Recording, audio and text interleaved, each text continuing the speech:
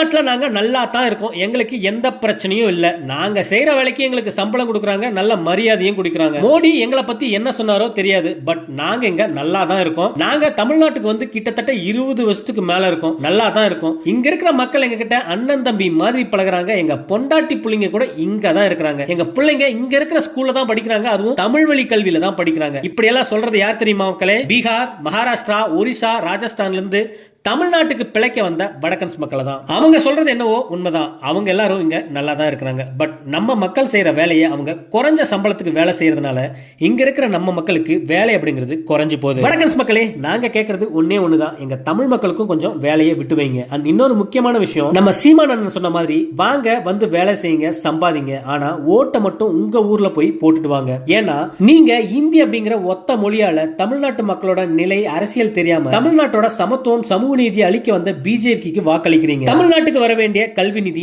GST நிதி, 100 நாள் வேலை நிதி உள்ளிட்ட பல நிதிகளை நிறுத்தி வச்சிருக்காங்க. தமிழ்நாட்டு மக்களை வஞ்சிக்கிறாங்க இந்த பிஜேபி அரசு. நீங்க வந்து அவங்களுக்கு வாக்களிச்சுட்டு போயிடுறீங்க. எங்க தமிழ்நாட்டு மக்களோட நிலை என்ன? சோ வடக்கன்ஸ் மக்களே, இதை மட்டும் மாத்திக்கோங்க, எங்க தமிழ் மக்களையும் வாழ விடுங்க. இந்த வீடியோ பார்த்துட்டு இருக்கிற நீங்க உங்களுக்கு வடக்கன்ஸ் ஃப்ரெண்ட்ஸ் இருந்தா அவங்களுக்கு ஷேர் பண்ணி விடுங்க. அதே மாதிரி இதை பத்தின உங்களோட கருத்து என்ன மறக்காம கமெண்ட்ல சொல்லுங்க. வீடியோ பிடிச்சிருந்தா வீடியோக்கு லைக் போட்டு நம்ம சேனலையும் சப்ஸ்கிரைப் பண்ணிடுங்க.